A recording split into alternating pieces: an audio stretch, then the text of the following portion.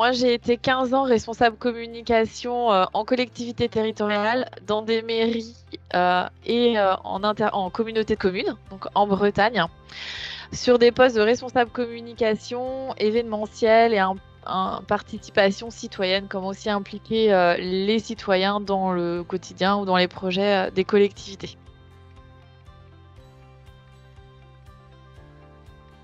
J'ai toujours pensé mes projets en me disant comment je vais accompagner les gens et comment je vais impliquer les gens en fait. Puis bah, en collectivité, j'ai aussi été représentante du personnel et c'est comment on a travaillé avec les directions pour améliorer les conditions de travail et pas dans une relation de conflit et de dire nous on veut ça, mais plutôt bah, comment on peut ensemble tendre vers l'atteinte des objectifs de la structure tout en permettant un épanouissement individuel. Et en fait, ça a été un savant mélange de tout ça qui fait que plutôt que d'être contre ou d'imposer, j'ai toujours été dans une posture d'accompagnement et de me poser la question, ok, comment je vais accompagner ça, comment je vais faire émerger les idées et comment collectivement on va y arriver.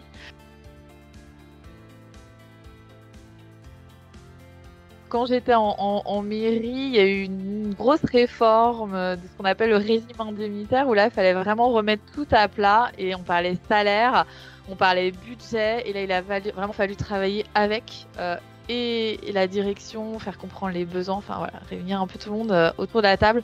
Il y a eu des projets citoyens aussi qui ont été marquants sur comment impliquer les gens dans l'embellissement de la commune.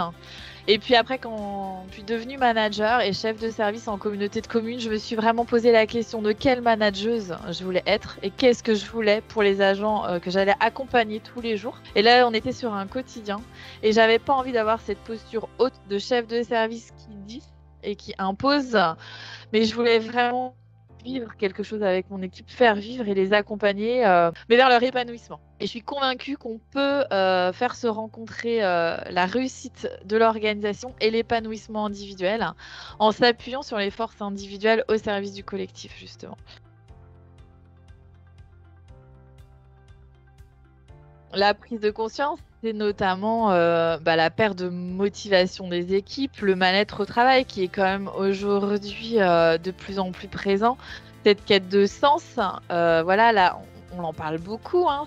Mais effectivement, les nouvelles générations ont vraiment ce besoin de sens, de comprendre en fait pourquoi elles sont là, pourquoi elles sont dans cette entreprise, à quoi elles contribuent au quotidien. Et en fait, c'est un mouvement qu'il faut accompagner quand on accepte, quand on s'ouvre à ça et quand on accompagne ce mouvement, et donc on change de posture, on s'enrichit énormément individuellement, on enrichit le collectif et on crée de l'engagement, de l'envie en fait, d'aller dans un même sens. On s'est dit, ok, qu'est-ce qu'on veut que la cellule propose, comment elle va fonctionner, qui va rentrer dedans, quels vont être les engagements des personnes qui sont dedans, qu'est-ce qu'ils vont vivre en fait, qu'est-ce qu'ils vont apporter, qu'est-ce qu'ils vont gagner, l'engagement réciproque. Et puis surtout, on a vendu ça à notre direction parce que ça n'a fonctionné que parce qu'à un moment donné, la direction nous a suivis en fait dedans. Donc le grand défi, ça a été le défi de la structuration, tout ça, de comment on explique très clairement ce qu'on veut faire, comment on structure les choses. Ça nous a pris quand même quelques semaines et de l'explication derrière. Mais finalement, on n'a pas rencontré de barrière aussi parce que notre direction nous a dit OK, OK, allez-y. Ils ont accepté que des personnes nous rejoignent, de dégager du temps de travail à ces personnes en fait pour accompagner la cellule et faire les différentes actions qu'on avait prévu de faire.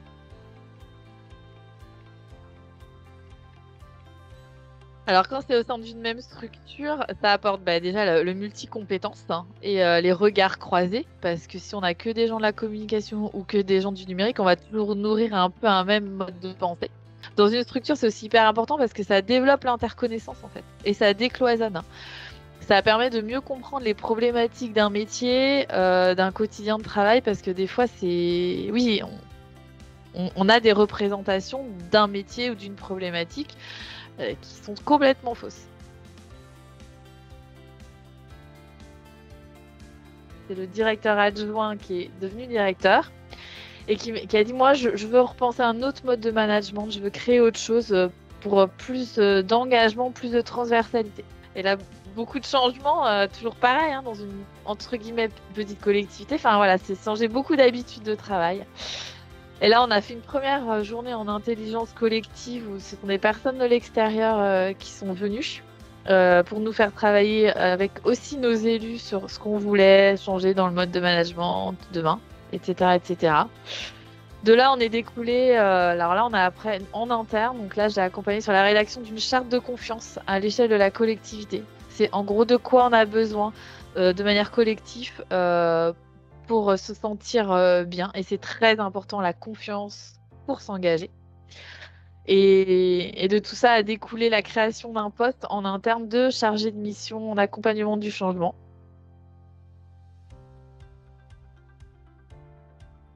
C'est vrai que quand je pense un atelier, quand j'accompagne un client, que ce soit pour un atelier d'intelligence collective ou une formation, je pense beaucoup le pourquoi. Dans quelle intention vous faites ça? À quoi est-ce que vous voulez contribuer exactement en proposant cet accompagnement à vos équipes? Et pourquoi, dans le sens, pour produire quoi en fait? Ce sentiment aussi d'utilité et de concret qui est très important aussi pour se sentir bien. Les super retours que j'ai, c'est les personnes qui me disent: «Ah, on a entendu notre voix, on contribue vraiment, on sait ce qu'on va faire demain». Donc ça, c'est le concret, directement. Mais tout simple et un des feedbacks, c'était: «Ah, j'ai le sentiment que ma parole a été entendue». Et plus largement, c'est quand on voit, les personnes s'engager d'elles-mêmes, qu'on a même plus besoin même de les motiver ou de leur dire: «Allez, viens, rejoins-moi», et que d'elles-mêmes, elles prennent les initiatives de vous rejoindre, de s'impliquer, de faire des propositions. Bah, là, on se dit qu'on a réussi, l'engagement et que même des fois l'énergie du groupe nous dépasse presque et c'est chouette. Alors après, il faut réussir à la maîtriser et accompagner le groupe dans cette énergie.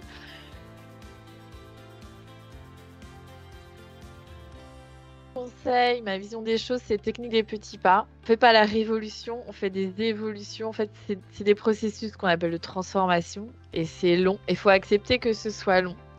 Et beaucoup de pédagogie, du temps d'explication, de vraiment toujours cette idée du sens. Parce que le sens, il est voilà, au niveau de toute l'organisation, mais aussi le sens de la consigne qu'on donne. C'est pourquoi je vous demande là de faire ça ou d'aller tirer des cartes. Et voilà ce que ça va apporter au groupe en fait.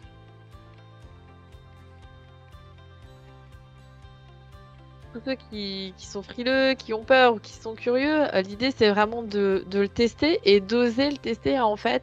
Se poser la question qu'est-ce qu'on a à perdre? On n'a pas grand-chose à perdre et on a tout à y gagner vraiment. Et au pire, ben, vous testez quelque chose, ça n'a pas fonctionné et vous voyez ce que vous en faites derrière. Mais en tout cas, c'est que, enfin, pour l'avoir vécu, pour avoir embarqué des gens et des gens qui disent non mais chez nous c'est pas possible. C'est juste une question de volonté. Il faut oser faire le premier pas.